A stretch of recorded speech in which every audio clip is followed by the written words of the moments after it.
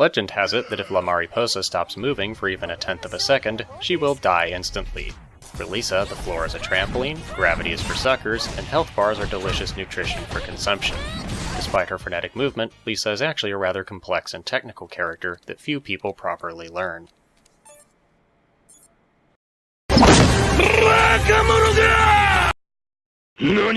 So in this video, I'm going to review some of the basics about combating Lisa, but knowing your own character's toolset and how it interacts with hers is very important. Lisa is a grappler, and thus is quite slow. She has an I-11 jab, an I-13 mid, and an I-16 low. However, in addition to these standard pokes, she also has this unorthodox cartwheel, which is an I-12 true mid kick. This move causes a knockdown on both normal hit and counter hit, and provides notable pushback on guard. As a result, it often goes unpunished. However, it is highly negative on guard, and can in fact be throw punished by any character. Lisa's I-13 knee, however, is a safe mid poke, and results in a moderate stun on both normal hit and counter hit. It has two string follow-ups, an unsafe mid-kick cartwheel, and an unsafe tracking low sweep. The low sweep looks very scary because it causes a trip animation on normal hit, but in reality it's actually negative on hit. Given Lisa's slower poke speeds, she cannot reasonably apply pressure after landing this move, provided that her opponent doesn't freeze up. Lisa's 1P is a tracking mid-punch that crushes high. This move also has two string follow-ups. The first is an unsafe second mid-punch. It's a -7 on guard, which would normally mean that it is semi-safe. However, this attack leaves her back-turned, and back-turned opponents cannot break neutral throws. Thus, it can be punished on guard with a neutral throw. The second string option leads into her 4K string, which first hits high, then mid, then can either go for a final high kick, or a sweeping low kick. Both options can be beat with duck. Furthermore, like the low from her knee, this low also visually trips on normal hit, but in fact leaves Lisa at negative frames on contact. It should be noted that most of Lisa's guard breaks give her advantage. The exception, however, is her lunging body slam, which is unsafe and can be punished on guard with a low throw. Lisa has two pseudo stances. Like Ayane, she frequently transitions into back-turned, and is one of the only characters that can do so freely, even prior to round start. Many of her pokes and strings have noticeably reduced recoveries when she transitions into back-turned, but all of them are still negative. Generally, her back-turned options are powerful, but are unsafe and weak to sidestepping. Her booty bump, however, is an I-12 mid that is -2 on guard, and her fastest back-turned poke.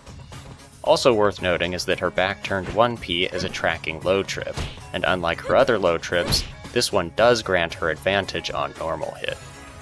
Additionally, Lisa also has the ability to transition into Carrera stance from several of her moves. This is essentially just a fancy way of entering running state without having to cover any distance.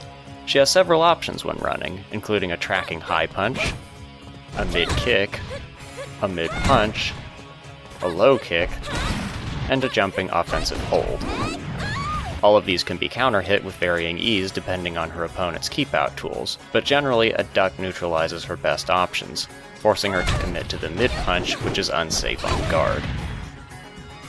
Lisa has several offensive holds, many of which have jumping status, and while these can be intercepted, if properly read, it is better to duck and punish them with a high counter crouching throw. Lisa has two chain throws. The first is the shooting star press, a 3-part hold that can be broken if the defender presses throw at each prompt before the attacker inputs the next command. The second is the deja vu, a 3-part throw that cannot be broken.